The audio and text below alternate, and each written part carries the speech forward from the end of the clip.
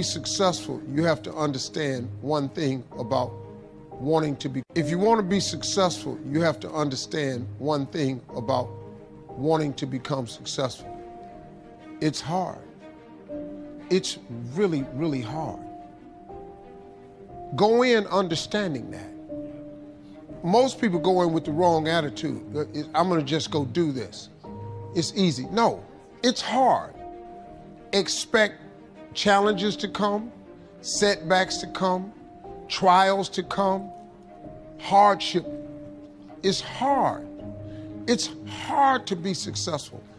But let me tell you something else, though. I've not been successful. And you know what? That's hard, too. And you know the thing about not being successful and the hard part of it is, you don't have options with that hard. You can't decide, okay, well, I'm gonna take a vacation, give me a break, or I'm gonna go down here and I'm gonna buy me an outfit, make me feel better, or I'm gonna eat at a different restaurant tonight because I'm tired of that. Being successful creates options for you. When you're not successful, it's hard. When you're successful, it's hard. So you have to make a conscious decision. Which one of these hards do I want? Do I want the hard with options, or do I want the hard without options? Do I want the hard with some upside, or do I want the hard that leads to nowhere? And that decision for me, the hard with some upside. Because success is really hard, man. It really is, and it's daunting. That's why most people stop. Everybody has that moment where you have to decide, am I gonna go through or I'm gonna quit? The sad part about it is, the average person on the way to their dream quits.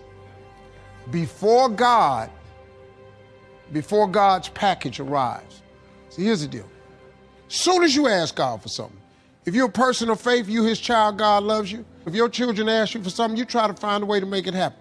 Well, God ain't got to try to find a way. He can just make it happen.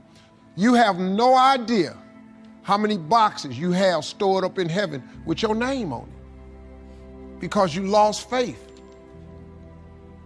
What I do is I always ask God to send me everything I lost faith for. I always ask that. And then make me humble myself and remember what I asked for and get back in faith. All you got to do is stay in faith. You have to believe. You can't run 50K without some faith.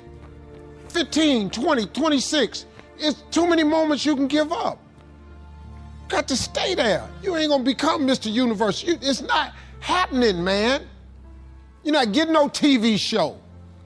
You're not gonna become the head of the company. You're not gonna get the supervisor position. Own it, dog. You can be one of the workers there, but you're not finna be that dude that do the hiring. You're not finna be that dude. Michael Jordan, in his life, has taken 946 game-winning shots. Michael Jordan ain't made but 123 of them. But they don't write about the losses. They write about all of them that went in. His last game against Utah, and he hit that jumper. That's all you see. He didn't do that but 123 times. He missed 800 sometimes. But he wasn't afraid to take game-winning shot. You just gotta lose your fear of failure. Failing is part of the process. You got to train to run a long way. You can't just go get in the first competition, your ass win. I lost my first comedy competition I ever got in. $10,000 out here in LA. I flew from Atlanta, man. I needed that $10,000 so bad, man. I was in a world of hurt. Homeless, people didn't know. And I was the funniest guy on the show. The guy that run the comedy club, Eric, came up behind me when they was about to announce the winner. Said, congratulations, man, you won this thing. See, that's a clue. Because I needed this $10,000. I ain't never had $10,000. They announced the winner, Rocky LaPorte, comedian from Chicago. One of the judges was the owner of his home club. I couldn't have beat this dude no kind of way. She was gonna win, but I got your ass. You ain't even never heard of Rocky LaPorte, have you? You got who ass? See, what Rocky didn't know was, when I lost, I wasn't gonna quit. I ain't get off Faith Street. I kept staying there. because I knew he was going to come get me sooner or late. I just don't believe he bring you this far to leave you. Wherever you at right now, God did not bring you this far to forsake you, to let you go. He brought you this far because he had purpose for you. The reason you ain't got COVID and died, because he got purpose for you. The reason you still here, because he got purpose for you. If when God is through with you, you won't wake up no more. But as long as he wakes you up, that's a sure sign that God got something else for you he ain't gave to you yet. So I wake up and I look for it. I look for it every day.